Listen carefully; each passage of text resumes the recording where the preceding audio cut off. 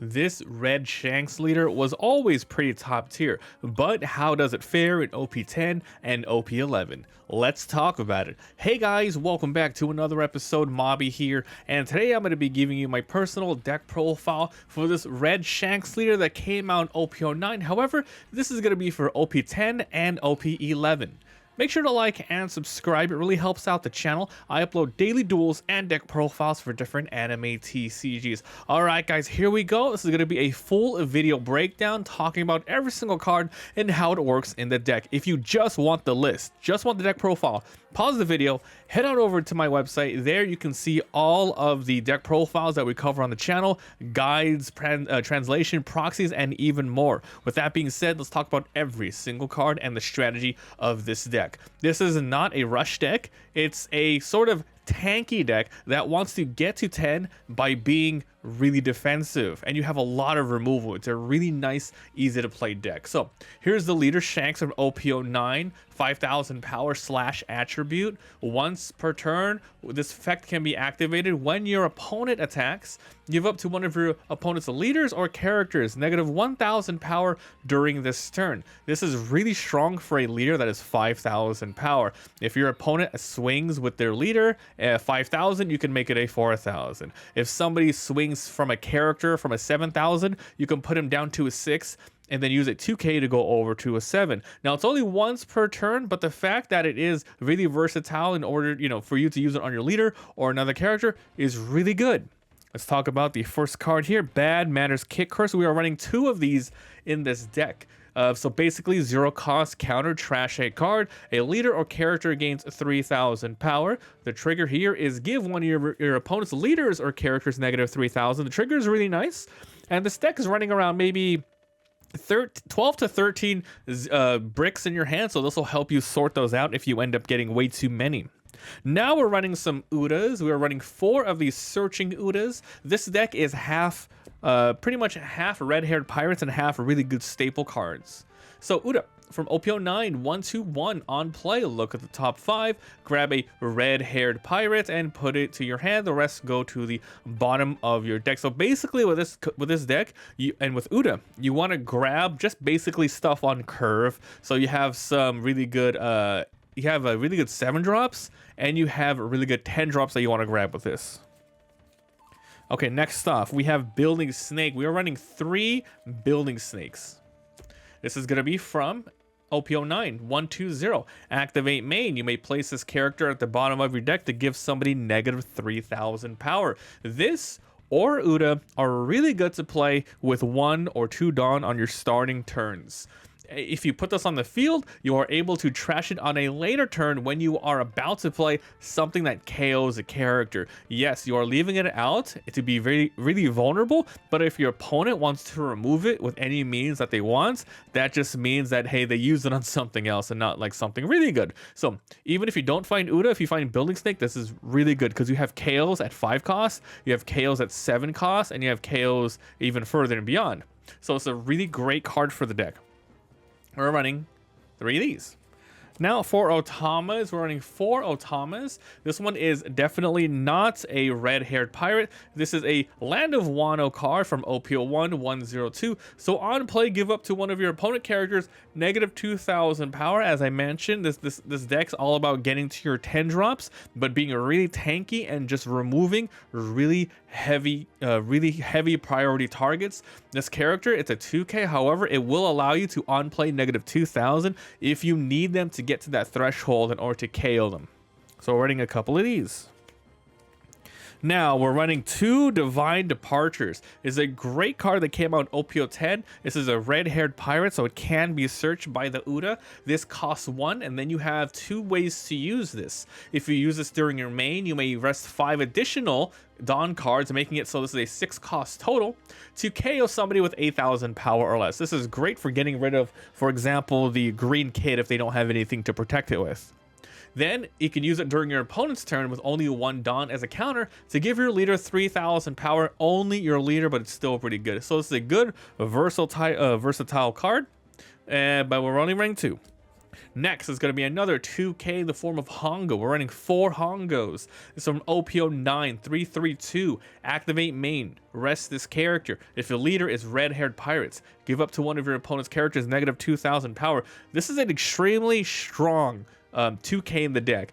I wouldn't be opposed to you prioritizing even throwing this on the board because it kind of just does what Building Snake does, but it's better. It costs 2 more for sure. However, it's main rest instead of main bottom decking this. So if your opponent doesn't remove this by attacking into this, you're going to be able to rest it every single turn to give somebody negative 2,000 power to attack into them, or better, use your abilities to KO them. So this is a really good card for the deck. We're running 4 of these. Now for lime juices, we're only running 2 of these. These are really good in small little niche scenarios. OP09 332.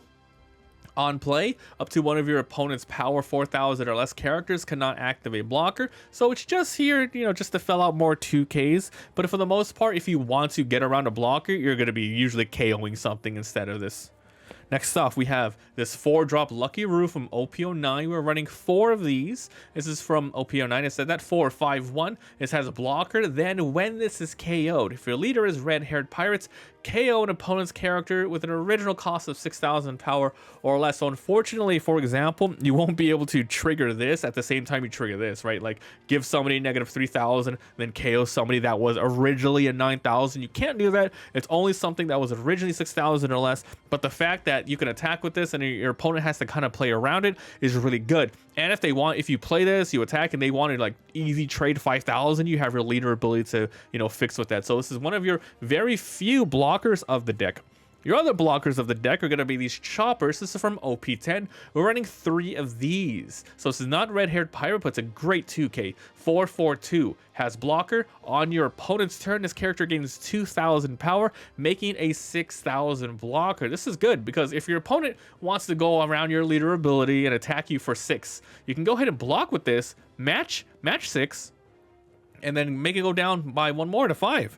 So this is really good too. So we're running 3 of these choppers. So that's all of your early game. This is all setup. It's all defense. It's all lowering power. It's all searching. But now everything from here on out, it's all about your game. This is your win conditions. So assuming you have like a lot of good Hongos or snakes on the field, you're going to be using a lot of these. So the first one is going to be Marco here. We're running 3 of these. This is from OP03 561. Your turn on play KOE 3,000. So if you set up your guys in advance, your building snakes, you're going to be able to KO a 6,000 power character with 5. Or if you had a Hongo on the field even beforehand, you can KO a 5,000. If you had both, you can KO even higher. This is great because this is an on play, but you have cards in the previous turns that you set up to do so. When this is KO'd, you can trash a card to play this as rested. Now, your opponent doesn't know how many cards of events you have, so they might not even touch this. You do have 4, and it might be worth playing it again. However, the on-play is only during your turn, so if you somehow KO it on your turn, yeah, you can bring it back, but your opponent's going to be KOing it. It's super annoying. It's a nice 6. It's one of your very nice early cards to KO things. So we're running 3 of these. The other 3 we are running here on your 5 curve is going to be Yasop. This is from OP09. 561. On play, up to one of your leaders gains 1,000 power until the end of your opponent's next turn. So usually you want to play this first to give your leader up to 6,000 and then attack something. And it's really good because on your opponent's turn, they have to once again match 6,000, but then you have your leader ability to once again lowered. So Yasop's really good for keeping you tanky. Marco's good for just knocking something out if you have set up your turn beforehand for all that. Then on a future turn, with 1 Dawn when attacking, give somebody negative 1,000. This is consistent. This is consistent. The Hongo is consistent. And you know, combined with the Otamas and the Building Snakes, you can really lower things down to activate a lot more KOs. Speaking of KOs, we have yet another great one. Ben Beckman. We're running 4 of these. OP09. This is red-haired pirates, meaning you can search for this with the Uda. 771. It has a counter. Great. On play, trash up to a 6,000 or less. The keyword here is trash, not KO, not bottom deck. So if something is like, oh, on KO ability or something like that, no, you just simply trash it. 6,000 power or less. Now, we talked about this before. One of your great cards to play on the turn beforehand is going to be Yasa. if you have all of these, if you have a Hongo on the board, you can KO an 8. You can trash an 8,000 character, and same thing with the building snake up to a 9,000. And it's a great attacker after that. 4 of these. Your secondary card that you want to play on this curve, if you don't have your Ben Beckmans, is going to be these Edward Newgates. We're running 2 of these. These came out in Starter Deck 15. 780.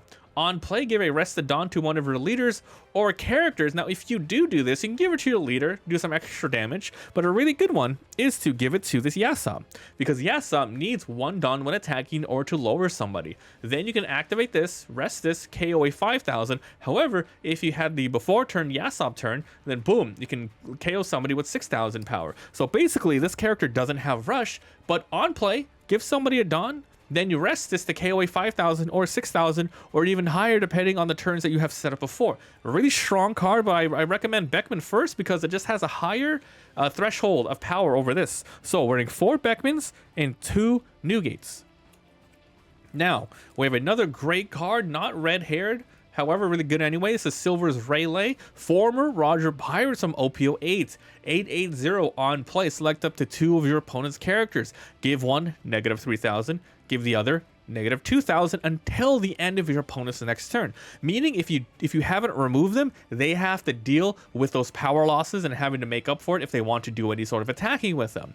Then KO a 3,000 power or less. Really versatile. Let's say your opponent has 3 characters on the board, 2 attackers, 1 chump blocker. You can lower the powers of the 2 attackers, KO the chump blocker, or a little mix of both if you have a turn beforehand. You can lower 1, KO 1, and leave the other one lowered until the opponent's next turn. There's lots of ways to use this. It's super good, super versatile, really strong power level. This is a great card to put in at a 4. Now, if you don't get these, another great 8 cost to play on this curve is going to be this Monkey D Dragon. This one came out in OP07. 890. This has innate rush. This deck only has 6 rush cards, with this being one of them. On play, give up the 2 Arrested Dons to one of your leaders or characters. So as soon as you play this, you're gonna have the Don to either put on your leader, boom, 7,000, or anything behind, anything beforehand. And once again, another really good one is to put the Yasop on, because you get the extra -1,000 to put on some character. So 2 of these. Now, the final card of your deck that you are going to be playing quite a lot, and the reason is because the game's going to last a little bit longer than usual, especially with your leader. You are 5 life. You have a lot of defense, a ton of 2Ks, and really good leader ability. So you are going to be getting to 10 unless you massively get outplayed and rush down. But you will be getting this character around OP09, 10, 12, 0. When this is on the field, your turn and the opponent's turn, it is passive. All of your opponent's characters get 1,000 power negative total, and this character gains rush for 12,000. Extremely good. If you get this out, your opponent will most likely always lose a character. Super good. -1,000 means they have to really commit a lot. If they have a lot of chump attackers, 5,000, 6,000, they have to commit a lot more to take out what you have, and other characters come out. Now, after this turn's play, this leader just gets stronger and stronger because you have 4 of these. Imagine you put 2 of them on the field, then boom, permanently -2,000. You don't even have to worry about attacking them. And then that's the game plan here. So you have a lot of rushing, and you have a lot of really good cards on curve. 10 cost. Oh, I hit the camera. 10 cost. 100% you play these. On your 8 turns, you have these, but these Rayleighs are more prioritized. You have these Newgates. However, you prioritize the Ben Beckmans. There's a lot of great curves here, and there's a lot of good consistency. You have Yasops here for being tanky, or the Marcos for KOing. You have these Choppers for blocking for 2Ks, and you have these Lucky Roots for blocking and KOing. This deck is like super solid. Every single card just works. These Lime Juices, more 2Ks, and can really mess with the chump blocker if you need to.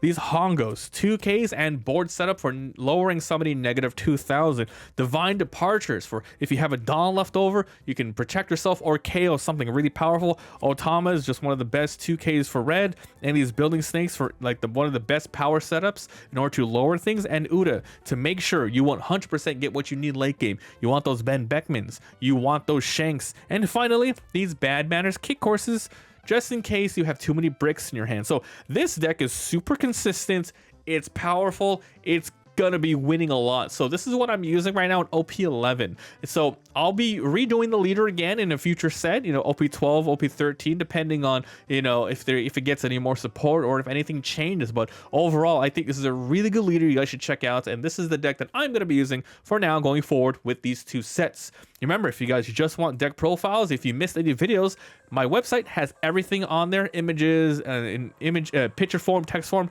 anything you need.